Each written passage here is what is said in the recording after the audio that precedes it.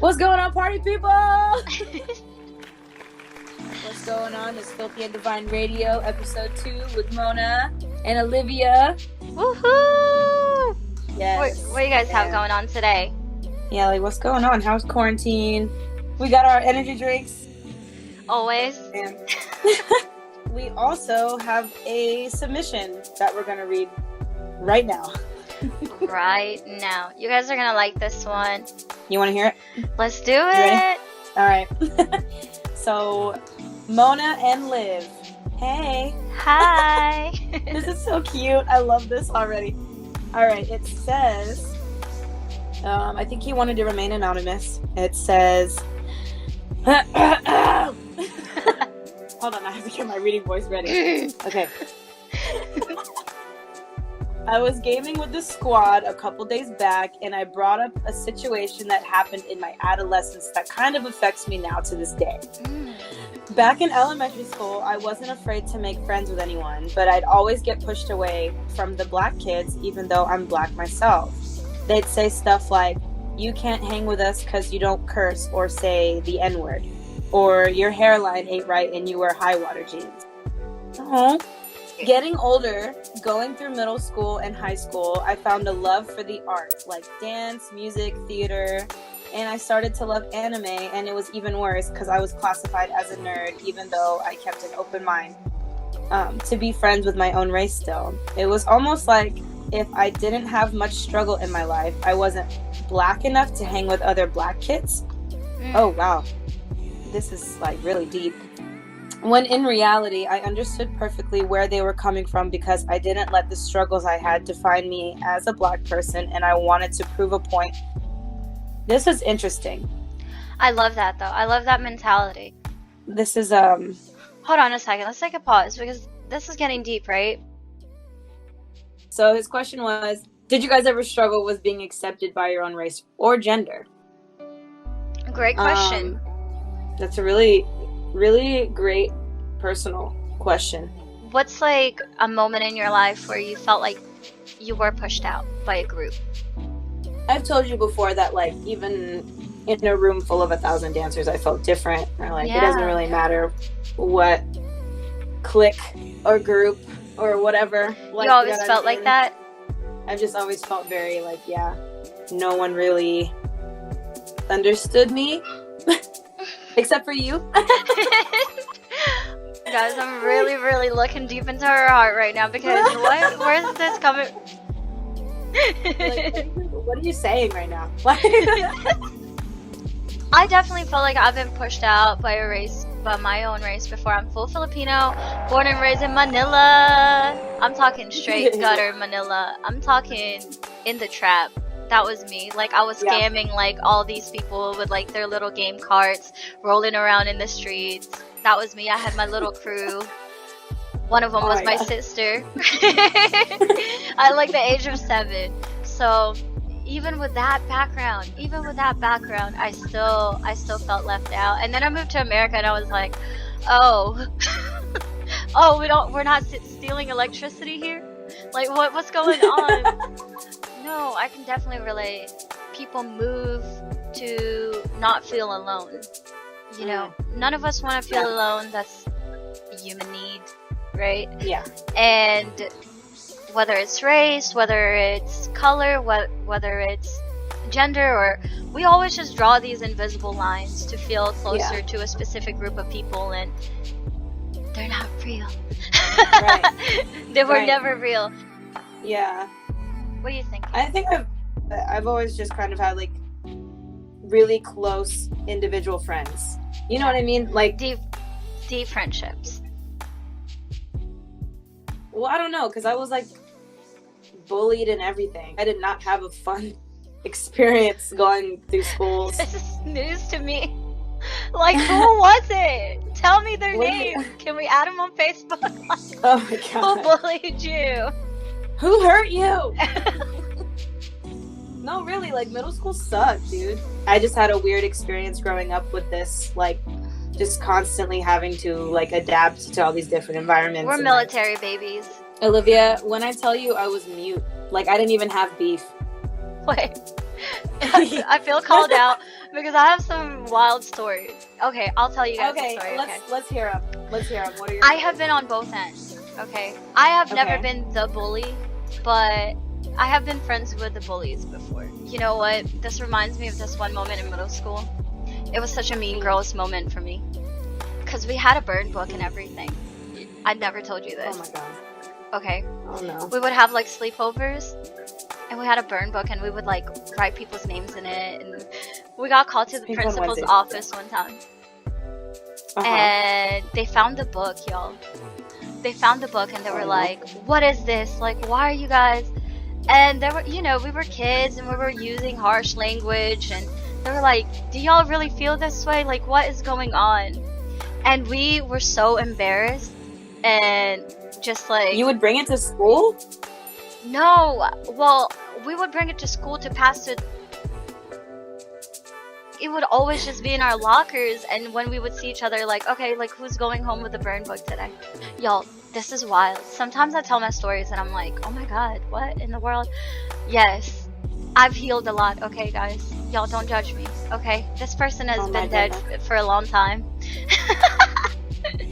But, so I understand where you're coming from, and it was just a lack of understanding. It was just a lack of self-confidence and realizing that there's so many shades of personality and so many shades of people that at my young age I just couldn't comprehend it.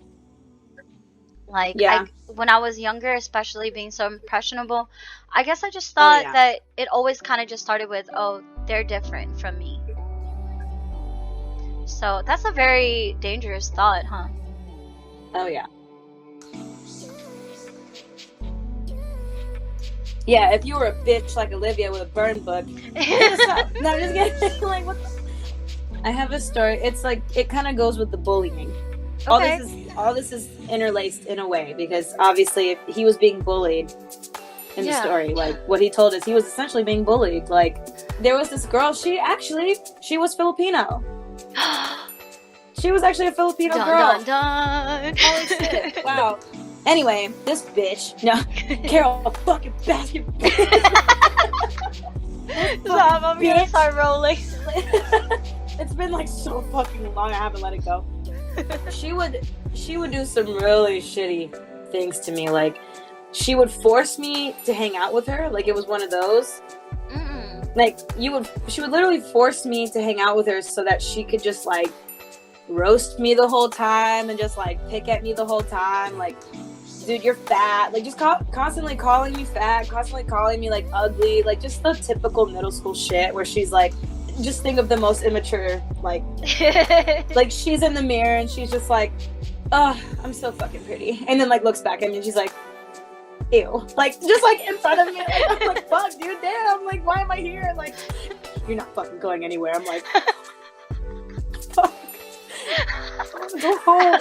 Like, I couldn't leave. Like why? Like, you know, you're impressionable. What did you do? Like, what'd you say to her? So this is a very specific story where she actually pushed me into bullying someone else, and this is my only experience with that. And this girl that she made me bully, I was actually friends with her first. So like, I actually have had history with this girl. Like, she wasn't random. Like, we were friends first, but then because of this Carol bastard, because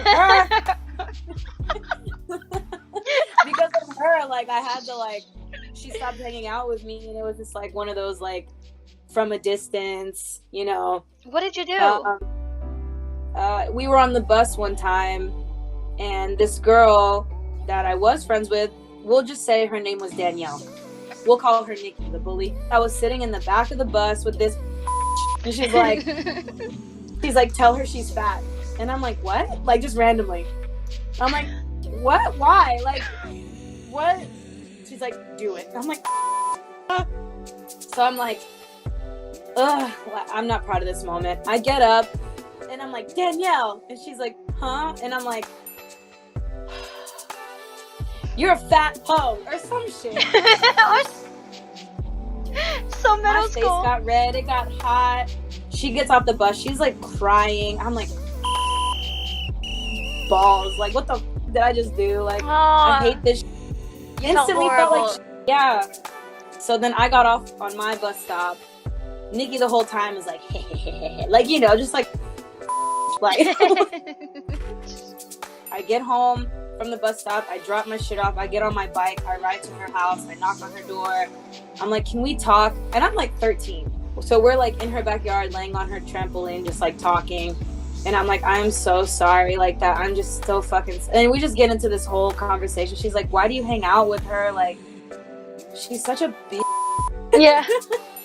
And I'm like, I know, right? Like, I just don't know. And then like, I'm just being so honest with her. I'm like, she tells me to do stuff, and like, I feel like I don't have a choice. And it's like this heart to heart moment. Tell me why this Nikki comes around the corner. Like, she followed me to her house, and she's like, what the f- are you doing here?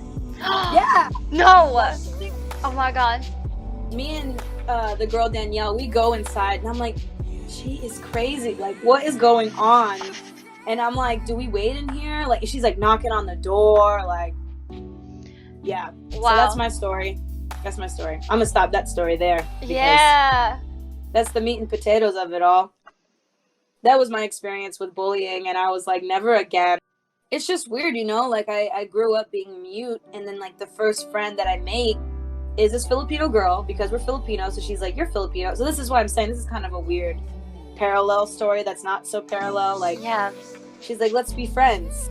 But then she like bullies me and is like, you know, That's so wild. it's like weird. It's weird. Like, the first friend I make is like that. And then I'm like, all right, you know what? Like, I need to figure out who I am. And it's just been a 10-year, like, well, 14. So it's been like 15 years of me developing my backbone, essentially.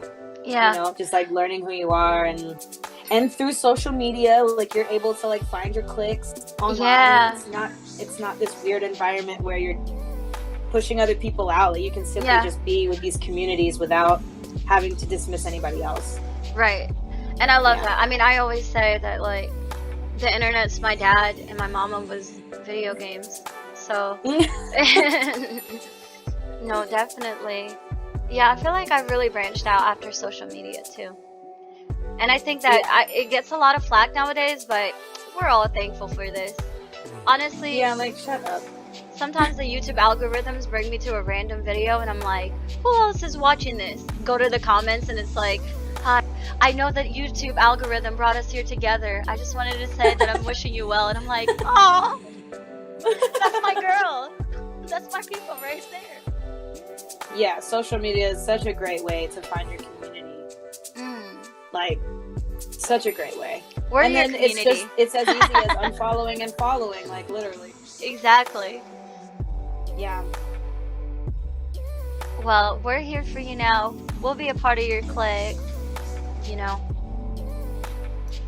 Any hurt feelings that you may have, like, I wish you nothing but healing and positive energy with your art.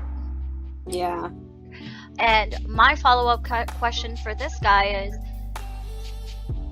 is, once you found your voice, do you feel like social media kind of helps you, you know, find that click? Because for me, it definitely did. Yes. And now, today we learned Olivia was a fucking bully. No, I'm just no! You bitch! Starts freaking out when you find out you were Carol Baskin in a past life. No!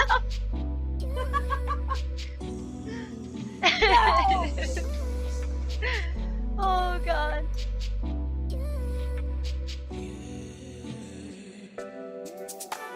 Thank you for your submission. Yeah, thank you for that submission. That's an interesting topic in terms of, you know, you're finding your people, or like, you know, situations where like gender or race was kind of like this turning point for your social life. Oh man.